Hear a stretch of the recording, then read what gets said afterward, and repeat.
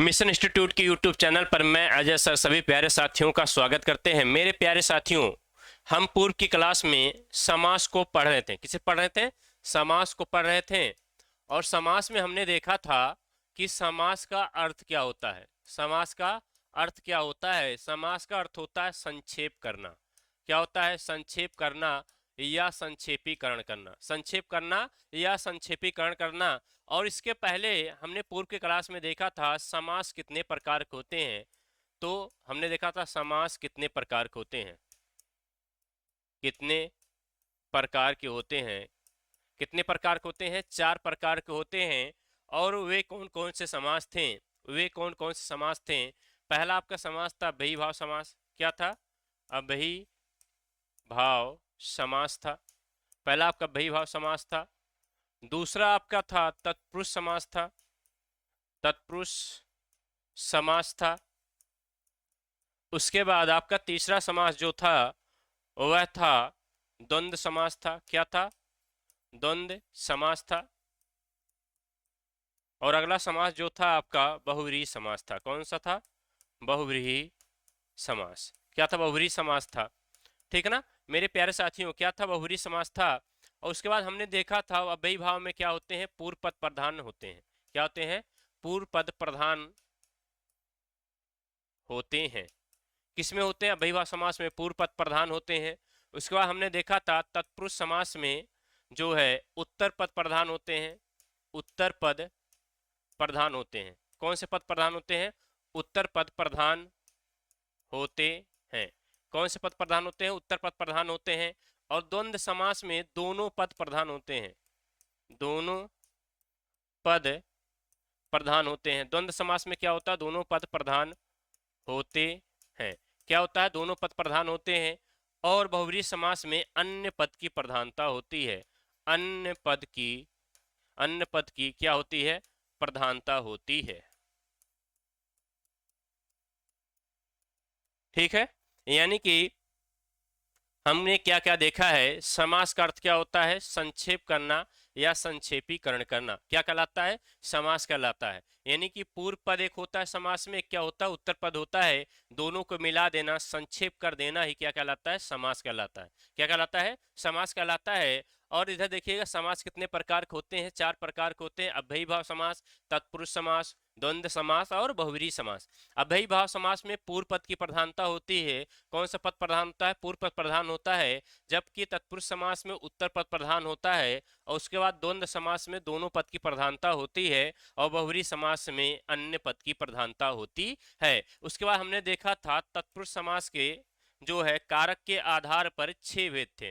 तत्पुरुष समास के कारक के आधार पर कितने भेद थे? 6 भेद थे। लेकिन तत्पुरुष समास के जो वैसे भेद होते हैं कितने होते हैं? 2 होते हैं।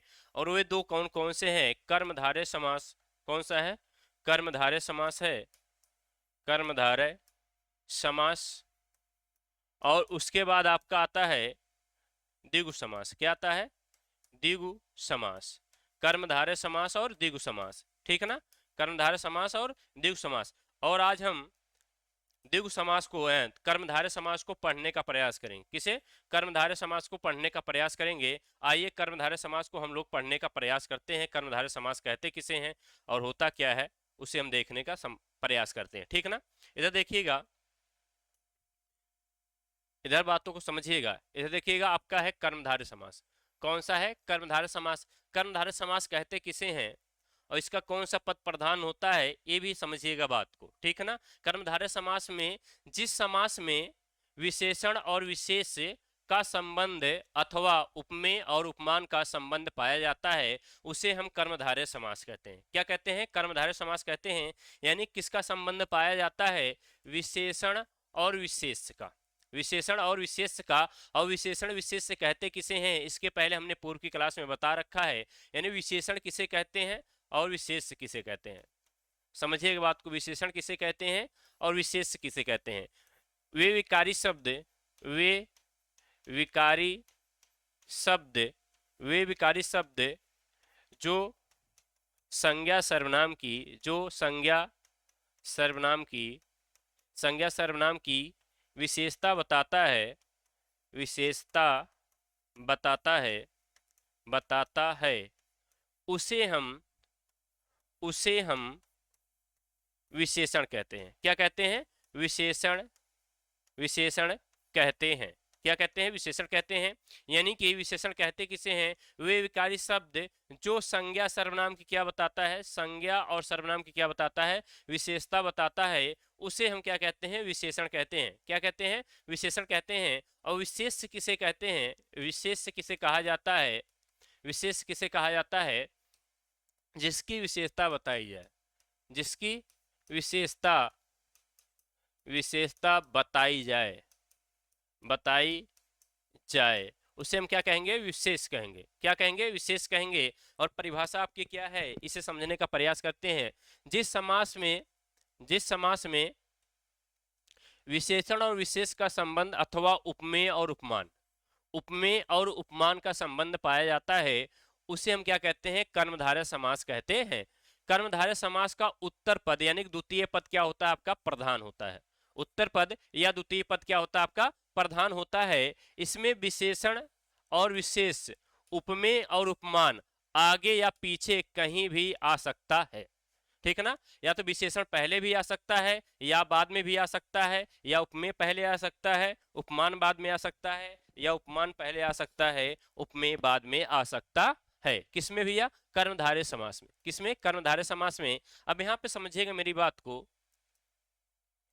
को समझिएगा। अब यहाँ पे हमने कहा, देखिएगा, नील गाय, नीली है जो गाय, नील गाय, नीली है जो गाय। यानी कि यहाँ पे समझिएगा बात को। अब गाय आपका एक शब्द है, तो गाय आपका क्या है? संज्ञा है। गाय आपका क्या है? संज्ञा है। यानी कि आपको हमने बताया था जब हम संज्ञा पढ़ा रहे थे, सभी पशु पक्षियों के नाम कौन सी संज्ञा होती है? सभी पशु पक्षियों के नाम में कौन सी संज्ञा होती है? जातिवाचक संज्ञा होती है। तो यहाँ पे देखिएगा, गाय आपकी संज्ञा है, जातिवाचक संज्ञा है। कौन संज्ञा है? जातिवाचक संज्ञा है। और नीली है, गाय कैसी है? नीली है। गाय कैसी है? नीली है जो गाय। यानी कि जब गाय नीली है तो गाय की विशेषता बताई जा रही है कि नहीं? गाय की विशेषता बताइए, गाय कैसी है? नीली है। और जब संज्ञा सर्वनाम की विशेषता बताई जाती है, यानी कि संज्ञा सर्वनाम की जब विशेषता बताई जाती है, तो उसे हम क्या कहते हैं? विशेषण कहते हैं। क्या कहते हैं? विशेषण कहते हैं। क्या कहते हैं? विशेषण कहते हैं। उम्मीद इतनी बातें समझ में आ चुकी होंगी। यानी कि जब संज्ञा सर्वनाम की विशेषता बताई जाएगी तो उसे हम क्या कहेंगे? विशेषण कहेंगे। क्या कहेंगे? विशेषण कहेंगे। ठीक है ना? जैसे हमने कहा पीतांबर, पीत है जो अंबर, ये क्या हो गया? आपका कर्मधारय समास हो गया। ठीक है ना? महापुरुष, महान है जो पुरुष, यानी पुरुष आपका क्या हो गया?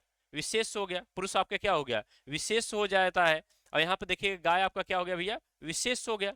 क्या हो गया? विशेष हो गया। और पुरुष आपका संज्ञा है तो क्या हो जाएगा? आपका विशेष, यानी जिसकी विशेषता बताई जाए उसे हम क्या कहते हैं? विशेष कहते हैं। क्या कहते हैं? विशेष कहते हैं। पुरुष आपका क्या है? संज्ञा है, यही आपका क्या हो जाएगा? विशेष हो जाएगा। और पुरुष की विशेषता भैया वो कैसा है? महान है। पुरुष की विशेषता वह कैसा है? महान है। तो वो क्या हो जाएगा भैया? महान क्या हो जाएगा? आपका विशेषण हो जाएगा। महान क्या हो जाएगा? विशेषण हो जाएगा। और जहां विशेषण विशेष से पाया जाता है या विशेष विशेषण पाया जाता है, वहां कर्मधारय समास होता है। कौन समास होता है? कर्मधारय समास होता है। यहाँ पे देखिएगा, जैसे हमने कहा महापुरुष हो गया आपका, परमात्मा हो गया, परम है जो आत्मा, विशेषण विशेष से, महावीर, महान है जो वीर। ठीक है ना? ये भी आपका है।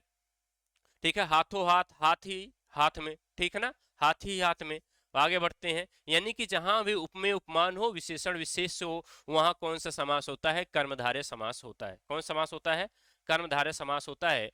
अगला देखने का प्रयास करते हैं। जैसे कि यहाँ पर देखिएगा, जैसे आपका आ गया लाल मणि। अब यहाँ पे देखिएगा, मणि की विशेषता कैसी है भैया? लाल है। मणि क्या है? आपका संज्ञा हो जाएगा। मणि क्या है? आपका संज्ञा हो जाएगा। और ये संज्ञा आपका क्या कहलाएगा? विशेष कहलाएगा। संज्ञा आपका क्या कहलाएगा? विशेष कहलाएगा। और लाल है मणि, तो क्या आपका हो जाएगा? लाल क्या हो जाएगा? विशेषण हो जाएगा। ठीक है ना? क्या हो जाएगा? विशेषण हो जाएगा। यानी कि विशेष विशेष हो, विशेषण विशेष हो, या उपमेय उपमान हो। क्या हो? उपमेय उपमान हो। क्या हो? उपमेय उपमान हो।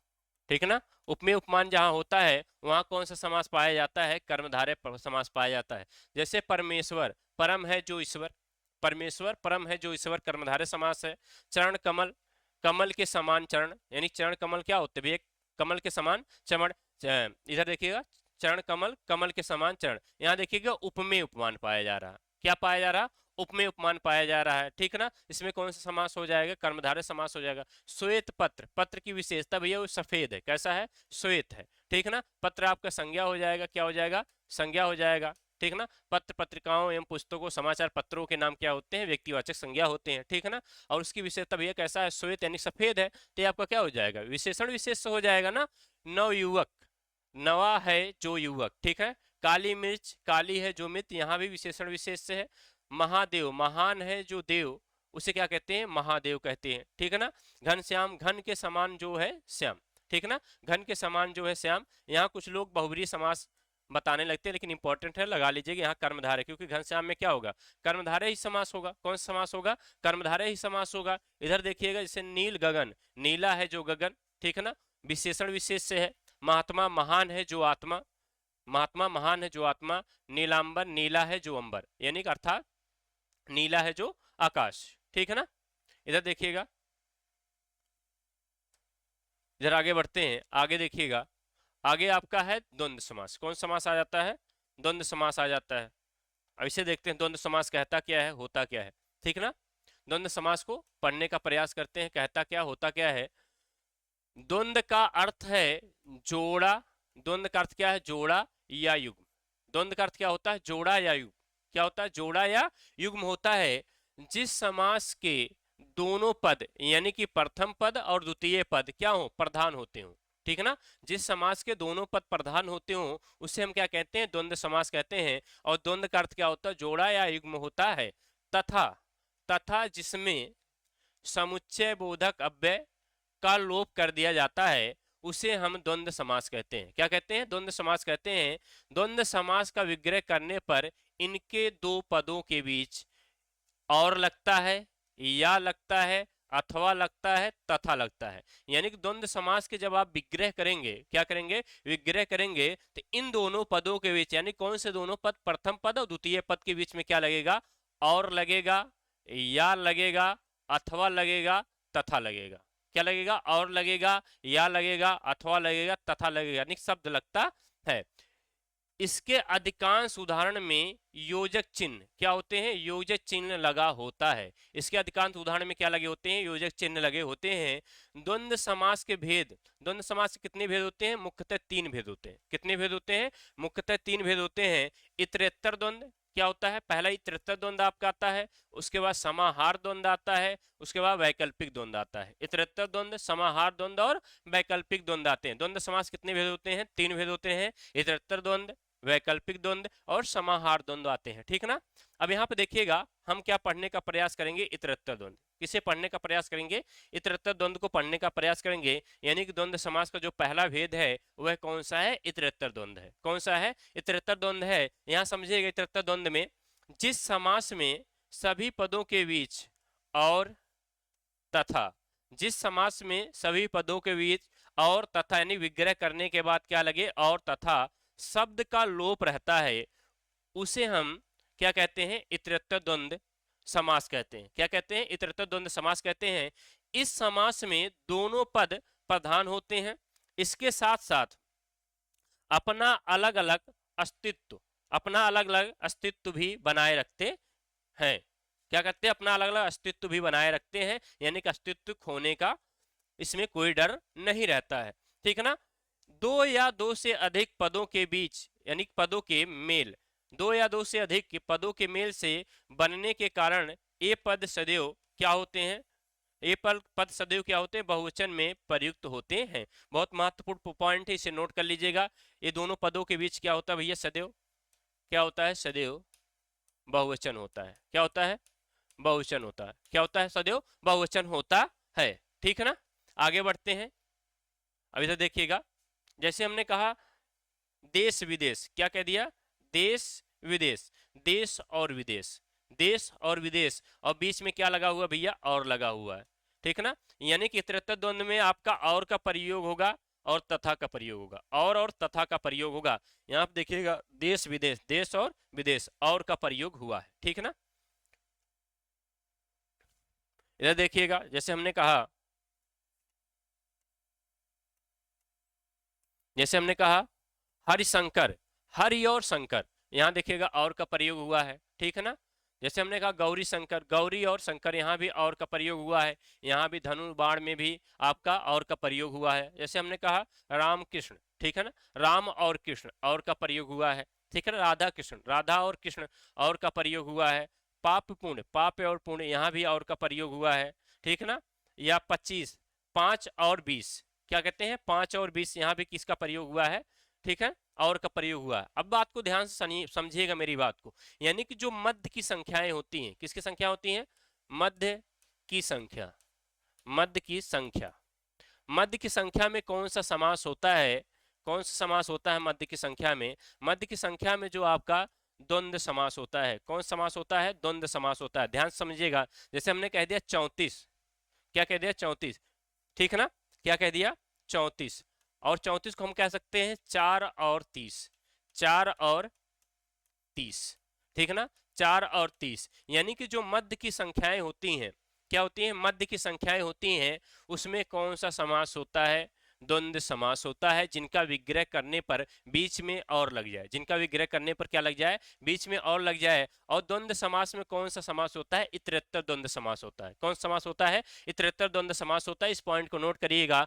कि जो मध्य की संख्याएं होती हैं उसमें कौन सा समास होता है, द्वंद्व समास होता है। और उस द्वंद्व समास में कौन सा समास होता है, इतरेत्तर द्वंद्व समास होता है, क्योंकि द्वंद्व समास के 3 भेद है, इतरेत्तर द्वंद्व समास, वैकल्पिक द्वंद्व समास और समाहार द्वंद्व समास, ठीक है ना। अब यहाँ पे देखिएगा, आपने लिया 25, तो आपका क्या हो जाएगा 5 और 20, जैसे हमने एक शब्द ले लिया 64, हमने क्या ले लिया 64 ले लिया। अब यहाँ पे क्या हो जाएगा 4 और 60, 4 और 60 हो जाएगा, क्या हो जाएगा 4 और 60, और 4 और 60 हो जाएगा। यहाँ देखिएगा और का प्रयोग हो गया विग्रह करने के बाद, तो यहाँ देखिए क्या हो जाएगा, आपका द्वंद्व समास हो जाएगा। और द्वंद्व समास में कौन सा समास हो जाएगा, इतरेत्तर द्वंद्व समास हो जाएगा। कौन सा समास हो जाएगा, इतरेत्तर द्वंद्व समास हो जाएगा। अब यहाँ पे बात और आगे बढ़ाते हैं, ठीक है ना। जैसे हमने कहा अपना पराया, क्या कह दिया, अपना पराया, अपना और पराया क्या हो जाएगा, अपना और पराया का प्रयोग हो जाएगा, ठीक है ना। यहाँ देखिए कि सभी में और का प्रयोग हो रहा होगा, तो यहाँ और का प्रयोग हो रहा है, तो यहाँ कौन सा समास है, इतरेत्तर द्वंद्व समास है, ठीक है। आगे बढ़ते हैं, अब इधर देखिएगा समाहार द्वंद्व समास, हम पढ़ने का प्रयास करते हैं समाहार द्वंद्व समास को। किसे, समाहार द्वंद्व समास। अब समाहार द्वंद्व समास कहते किसे हैं, इसे भी समझिएगा। समाहार शब्द का अर्थ है, समाहार शब्द का अर्थ है समूह, क्या भैया, समूह। यानी कि जो समाहार समास होता है वह किसका बोध कराता है, समूह का बोध कराता है। किसका कराता है, समूह का बोध कराता है, उसी को हम क्या कहते हैं, समाहार द्वंद्व समास कहते हैं।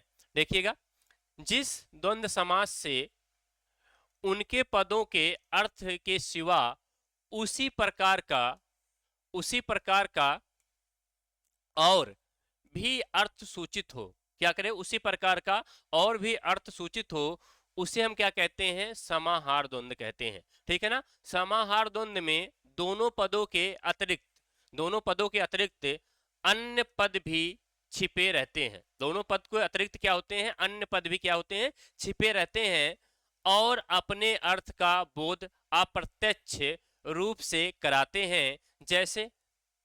जैसे आहार निद्रा भय केवल, ठीक है ना, आधार निद्रा और भय ही नहीं, किंतु प्राणियों के सब धर्म है। किंतु प्राणियों के क्या है, सब धर्म है। जैसे हमने कहा साग पात, क्या कह दिया, साग पात आदि, ठीक है ना। जैसे हमने कहा आहार निद्रा आदि, ठीक है ना। जैसे हमने कहा घर द्वार आदि, ठीक है ना। नून तेल आदि, अन्न जल आदि, ठीक है ना। रुपया पैसा आदि, ठीक है ना। कपड़ा लत्ता आदि, ठीक है ना।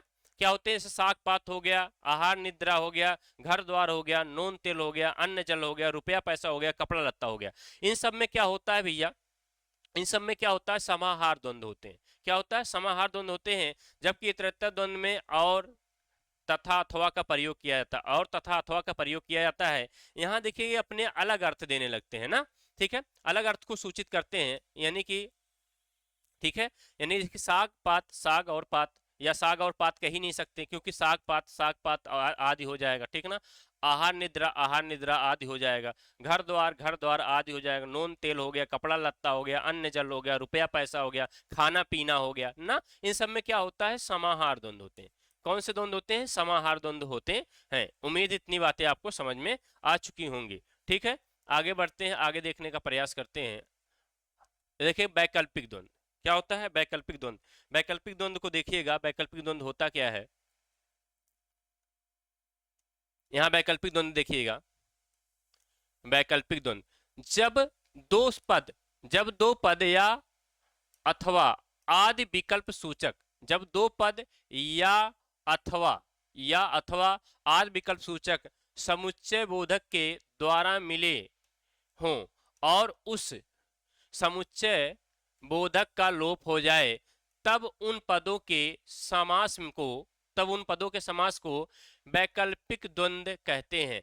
इस समास में बहुधा परस्पर विरोधी शब्दों का मेल होता है। क्या होता है? विरोधी शब्दों का मेल होता है। क्या होते हैं? विपरीत शब्द होते हैं। क्या होते हैं? विपरीत शब्द होते हैं। या तो इसमें देखिएगा दो पद मिलते हैं, या तो विलोम मिलता है या विलोम जैसे पद मिलते हैं। क्या मिलता है? या तो विलोम मिलता है या विलोम जैसे पद मिलते हैं। उसे हम क्या कहते हैं? वैकल्पिक द्वंद्व कहते हैं। क्या कहते हैं? वैकल्पिक द्वंद्व कहते हैं। जैसे हमने देखा है, यहाँ बात को समझिएगा, जैसे हमने देखा है छोटा बड़ा, क्या है? छोटा बड़ा, छोटा या बड़ा, क्या हो जाता है? छोटा या बड़ा, यानी विकल्प मिल रहा, छोटा होगा या तो बड़ा होगा। क्या होगा? या छोटा होगा या बड़ा होगा। जैसे हमने कहा बहुत थोड़ा, बहुत या थोड़ा, ठीक है ना। पाप पुण्य, पाप या पुण्य हो जाता है। पाप करिएगा या पुण्य कमाइएगा, दोनों में से एक ही हो पाएगा। पाप पुण्य दोनों एक साथ नहीं हो पाएगा। आपके पास क्या है? विकल्प है, ठीक है ना। जैसे हमने कहा जात कुजात, जात कुजात, जात या कुजात, ठीक है ना। भला बुरा, भला या बुरा, या तो आपका भला ही हो सकता है या तो आपका बुरा ही हो सकता है, दोनों एक ही साथ नहीं हो सकता,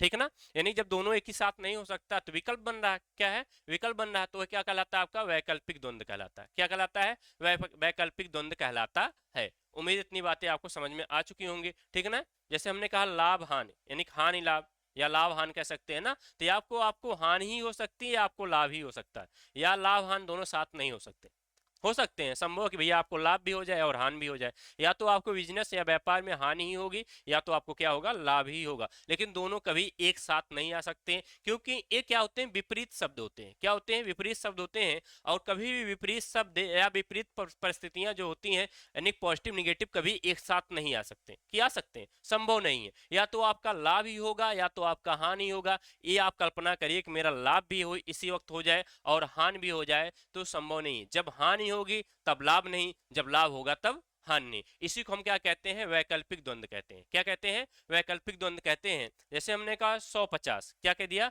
100-50, 100 या 50, क्या कह दिया? 100 या 50, ठीक है ना। इस हमने कह दिया 100-50, 100 या 50। यहाँ पे क्या हो जाता है भैया? वैकल्पिक द्वंद्व हो जाते हैं। कौन सा द्वंद्व हो जाता है? वैकल्पिक द्वंद्व हो जाता है। क्योंकि यहाँ पे बात को समझिएगा, वैकल्पिक द्वंद्व का अर्थ ही क्या होता है? विपरीत शब्द। क्या होते हैं? विपरीत शब्द। और विपरीत शब्द ऐसे शब्द होते हैं जो दोनों कभी एक साथ नहीं आ सकते, जो दोनों कभी एक साथ कभी भी समूचा आ ही नहीं सकते, संभव ही नहीं है ना। ऐसे आप देखिएगा, जैसे हमने कह दिया लाभ हानि कभी हो ही नहीं सकता एक साथ में, ठीक ना। भूखा प्यासा, ठीक है। भला बुरा, ठीक ना। तो या तो भला होगा या तो क्या होगा? बुरा होगा ना। दोनों एक साथ कभी हो ही नहीं सकते, संभव ही नहीं है। दोनों एक साथ कभी हो ही नहीं सकते, संभव है? नहीं संभव है, ठीक है ना।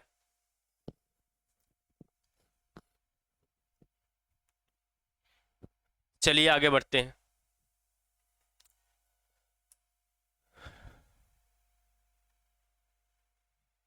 ठीक है, अब हम पढ़ने का प्रयास करते हैं किसे? द्वंद्व समास, द्विगु समास को। किसे पढ़ने का प्रयास करते हैं? द्विगु समास। द्विगु समास कहते किसे हैं?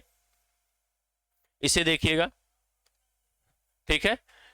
जिस समास का प्रथम पद क्या हो? संख्यावाची हो, तथा अंतिम पद क्या हो? यानी दूसरा पद क्या हो? संज्ञा हो, ठीक है ना।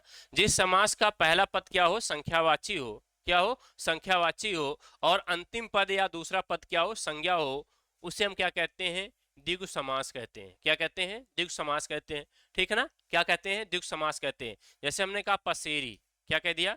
पसेरी हमने कह दिया। अब यहाँ पे देखिएगा पसेरी क्या होता है भैया? कहीं कहीं 5 किलो पसेरी चलती है, कहीं कहीं 7 किलो पसेरी चलती है ना। कहीं कहीं 7 केजी की होती है, कहीं कहीं 5 केजी की पसेरी होती है, ठीक है ना। यानी 5 शेरों का समाहार। क्या हो जाता है? 5 शेरों का समाहार। जैसे देखिए सत सही, ठीक है ना। जैसे आपके एक बहुत प्रसिद्ध कवि हैं बिहारी जी। क्या है? बिहारी जी। इन्होंने बिहारी सतसई लिखा था, और बिहारी सतसई में 719 दोहे थे। कितने दोहे थे? 719 दोहे थे, यानी संख्याएं थी। यानी सही क्या होता है?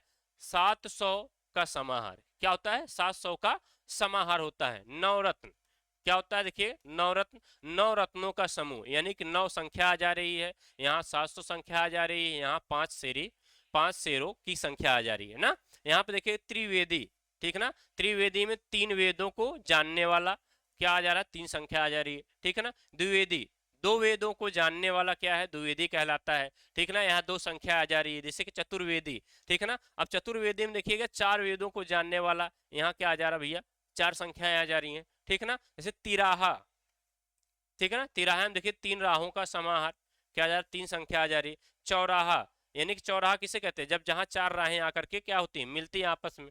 क्या होती हैं? 4 राहें आकर के आपस में मिलती हैं, तो यानी कि यहाँ देखिएगा 4 पथों का समाहार या समूह, समाहार या समूह कह सकते हैं, उसे हम क्या कहते हैं? ठीक है। अच्छा, कुछ लोग कमेंट करिएगा, चतुर्भुज में कौन सा समास है? कुछ लोग कमेंट करिएगा, चतुर्भुज में कौन सा समास है? ठीक है, इसमें बताइएगा कौन सा समास है, ये भी संख्यावाची है, समझ पाए ना। और 12 सिंहा में कौन सा समास है, या दुरंगा में कौन सा समास है? दुरंगा में बताइए कौन सा समास है, और 12 सिंहा, 12 सिंहा, 12 सिंहा में बताइएगा कौन सा समास है, ठीक है ना। पंचलड़ी में बताइएगा कौन सा समास, कमेंट बॉक्स में सभी लोग कमेंट करके भेजिएगा। चतुर्भुज में कौन सा समास है, दुरंगा में कौन सा समास है, 12 सिंहा में कौन सा समास है, चौलड़ी में कौन सा समास है, चौलड़ी में कौन सा समास, इतना कमेंट करके सभी लोग भेजेंगे, कमेंट बॉक्स में जरूर कमेंट करिएगा, ठीक है ना। चलिए आगे चलते हैं। अब इधर देखिएगा, आपका हो गया कौन सा समास? द्वंद्व समास हो गया, ठीक है। अगला समास देखते हैं, अगला कौन सा समास है?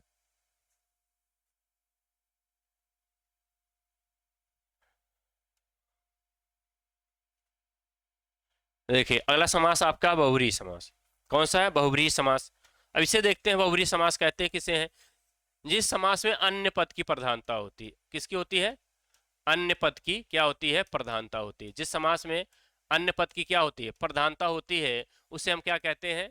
बहुब्रीहि समास कहते हैं। क्या कहते हैं? बहुब्रीहि समास कहते हैं। इधर बातों को समझिएगा, जिस समास में प्रथम पद एवं द्वितीय पद दोनों की प्रधानता ना हो, बल्कि किसी तीसरे पद की प्रधानता हो या अन्य पद की प्रधानता हो, बल्कि तीसरे पद की प्रधानता हो या अन्य पद की प्रधानता हो, उसे हम बहुब्रीहि समास कहते हैं। क्या कहते हैं? बहुब्रीहि समास कहते हैं। अर्थात इस समास में दोनों पद मिलकर तीसरे पद का निर्माण करते हैं। दोनों पद मिलकर के किसका निर्माण करते हैं? तीसरे पद का निर्माण करते हैं, यानी कि अन्य पद का निर्माण करते हैं। किसका करते हैं? अन्य पद का क्या करते हैं? निर्माण करते हैं।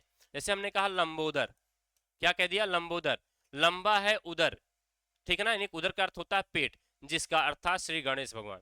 अन्य पद की प्रधानता हो रही है, तीसरे पद को आदेश हो रहा है, तीसरे पद की प्राथमिकता दी जा रही है। जैसे हमने कहा श्वेतांबर, क्या कह दिया? श्वेतांबर, श्वेत है अंबर, यानी श्वेत अंबर का मतलब होता है वस्त्र धारण करने वाला, जिसका अर्थात सरस्वती जी क्या हो जाएंगे? अर्थात सरस्वती जी। गजानन, ठीक है ना, गज का आनन है जिसका, अर्थात गणेश भगवान। कौन हो जाते हैं? गणेश भगवान हो जाते हैं। त्रिनेत्र, क्या हो जाता है? त्रिनेत्र, तीन नेत्र हैं जिसके, अर्थात शिव भगवान। कौन से भगवान? शिव भगवान। देवराज, क्या हो जाता है? देवराज, वह जो देवों का राजा है, अर्थात इंद्र भगवान। क्या हो जाते हैं? इंद्र भगवान। व्रज पाणी, ब्रज है पाणी हाथ में जिसके, अर्थात इंद्र, क्या हो जाते हैं? इंद्र हो जाते हैं। गिरिधर, गिरधर का अर्थ होता है भैया श्री कृष्ण भगवान। क्या हो जाते हैं? श्री कृष्ण भगवान।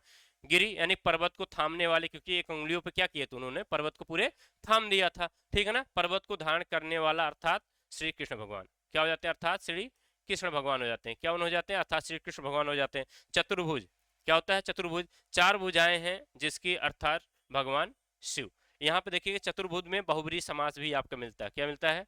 बहुब्रीहि समास भी आपका मिलता है। तो यहाँ महत्वपूर्ण है, इसे थोड़ा आप कट करके चलिएगा, इसे हम आगे। अच्छा, बहुब्रीहि पढ़ ही रहे हैं, कोई दिक्कत नहीं, पीछे हमने कहा है कोई दिक्कत नहीं, सही है, कट मत करिएगा, सही है, क्योंकि हम बहुब्रीहि पढ़ रहे हैं ना। पीछे आपसे हमने प्रश्न पूछा था कि आप बताइएगा, पीछे हमने प्रश्न आपसे पूछा था ना कि आप बताइएगा चतुर्भुज में कौन सा समास होता है ना, ठीक है ना। तो यानी चतुर्भुज में कौन सा समास होता है? बहुब्रीहि समास होता है, सही, कोई दिक्कत नहीं, महत्वपूर्ण है, इसलिए महत्वपूर्ण है। कुछ विद्यार्थीगण संख्या देख करके क्या करते हैं? संख्या देख करके, हाँ चतुर्भुज आ गया, संख्यावाची पद लग रहा है, और जब संख्यावाची पद लग रहा है तो इसमें जो है आपका क्या होगा, द्विगु समास होगा। लेकिन ऐसा नहीं है, चतुर्भुज में कौन सा समास होगा, आपका बहुव्रीहि समास होगा। ठीक है ना, क्या होगा, बहुव्रीहि समास होगा। बहुत महत्वपूर्ण है, स्टार लगा लीजिएगा, कई बार विभिन्न परीक्षाओं में आ चुका है। ठीक है, आगे चलिएगा, इतनी बातें समझ में आ चुकी हैं। आगे देखते हैं, शॉर्ट स्क्रीन बना लीजिए सभी लोग, आगे देखते हैं, आगे समझने का प्रयास करते हैं, आगे समझने का प्रयास करते हैं। आगे देखिएगा, आगे आपका आता है कर्मधारय समास। क्या आता है, कर्मधारय समास। कर्मधारय समास के अंतर्गत दोनों पद, अच्छा, कर्मधारय और बहुव्रीहि समास में अंतर बताना है। क्या बताना है, कर्मधारय और बहुव्रीहि समास में क्या बताना है, अंतर बताना है। ठीक ना, कर्मधारय समास में और बहुव्रीहि समास में क्या है, अंतर। कौन कौन से ऐसे पद हैं जिसमें कर्मधारय भी पाया जाता है और बहुव्रीहि समास भी पाया जाता है, दोनों में क्या करना है, अंतर बताना है। अब यहाँ पे दोनों में अंतर समझिएगा। ठीक है ना, कर्मधारय समास के अंतर्गत दोनों पद क्या होते हैं, विशेषण, विशेष अथवा उपमेय और उपमान होते हैं। क्या होते हैं, उपमान होते हैं। जबकि बहुव्रीहि समास में, जबकि बहुव्रीहि समास में दोनों पद मिलकर तीसरे पद की ओर संकेत करते हैं, तीसरे पद की ओर क्या करते हैं, इशारा करते हैं। यानी कि अन्य पद की क्या होती है, प्रधानता होती है। अन्य पद की क्या होती है, प्रधानता होती है। ठीक है ना, जैसे हमने कहा, आपके समझ आ चुका है, बहुत ही प्यारा। ये प्रश्न कई बार पूछा भी गया है आपका। ठीक है ना, यहाँ बात को समझिएगा। देखिएगा, आपका है पीतांबर। ठीक है ना, पीतांबर है, पीत यानी पीला है जो अंबर, यानी कि जो पीला है अंबर और वस्त्र को धारण करने वाला है, तब क्या हो जाएगा, आपका कर्मधारय समास हो जाएगा। कौन समास हो जाएगा, कर्मधारय समास हो जाएगा। लेकिन आपका पीतांबर पूछता है, पीत यानी पीला है अंबर, वस्त्र जिसका, अर्थात श्री कृष्ण भगवान, बहुव्रीहि समास हो जाएगा। क्या हो जाएगा, बहुव्रीहि समास हो जाएगा आपका। जैसे हमने कहा कमल नयन, क्या कहा हमने, कमल नयन, इसमें उपमेय उपमान आ जाएगा। कमल नयन, कमल के समान नयन है, यानी क्या है, कमल के समान नयन है, उपमेय उपमान हो जाएगा, तो इसमें कर्मधारय समास हो जाएगा। ठीक है ना, ठीक है, ये पद दोबारा रिपीट हो गया है। अच्छा, बहुव्रीहि समास यानी कमल नयन में क्या हो जाएगा आपका, कमल के समान है नयन जिसके, अर्थात विष्णु, क्या हो जाएंगे, अर्थात विष्णु, बहुव्रीहि समास हो जाएगा ना। यानी कि पीतांबर में जैसे विग्रह आपका मिलता है, पीत है जो वस्त्र या अंबर, ठीक है ना, क्या हो जाएगा, कर्मधारय समास भी मिलता है। और जब कृष्णा के संदर्भ में हो, किसके संदर्भ में हो, कृष्णा के संदर्भ में हो, तो वह बहुव्रीहि समास हो जाता है। कमल नयन, कमल के समान नयन, कर्मधारय समास हो जाएगा।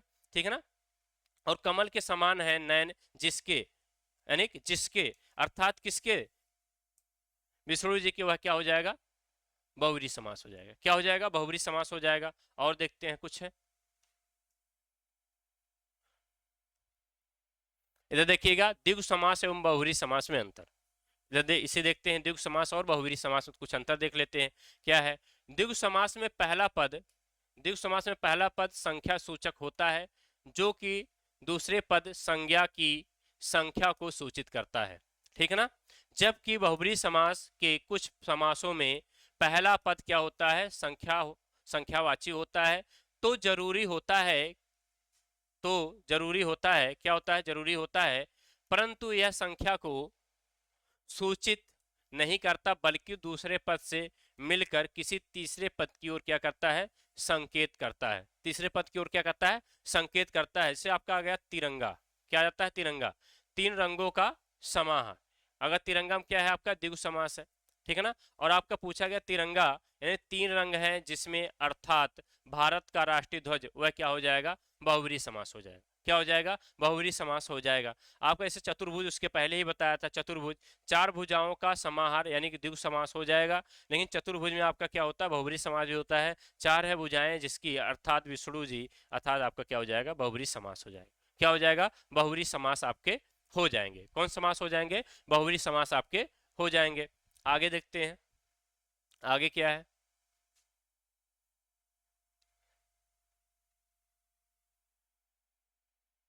इसे देखते हैं। अब देखिएगा, अन्य महत्वपूर्ण समास क्या है, अन्य महत्वपूर्ण समास, इसे समझने का प्रयास करते हैं। अन्य महत्वपूर्ण, जैसे हमने कहा चंद्रवदन, ठीक है ना, महत्वपूर्ण है, किसमें कौन सा समास होता है, कर्मधारय समास होता है। अद्वितीय, अद्वितीय स्टार लगा लीजिए, कई बार पूछा गया है। अद्वितीय में आपका बहुव्रीहि समास होता है। चंद्रमुखी, चंद्रमुखी में क्या होता है, कर्मधारय समास होता है। दीर्घ बाहु, दीर्घ बाहु में स्टार लगा लिए, कई बार पूछा गया है। बहुब्रीहि समास होता है। वातावरण, वातावरण में आपका तत्पुरुष समास होता है। क्या होता है, तत्पुरुष समास होता है। वातावरण में क्या होता है, तत्पुरुष समास होता है। ठीक है ना। पवन, इसमें भी क्या होगा आपका, बहुब्रीहि समास हो जाएगा। ठीक है। सदगति में क्या हो जाएगा, तत्पुरुष समास, इसे भी स्टार लगाइए। महत्वपूर्ण पूरी लिस्ट ही। अठन्नी आपका द्विगु समास हो जाएगा। अठन्नी चवन्नी क्या हो जाएगा आपका, द्विगु समास हो जाएगा। ठीक है ना। मेरे प्यारे साथियों, आज की क्लास यहीं तक रखते हैं। थैंक यू क्लास, जय हिंद।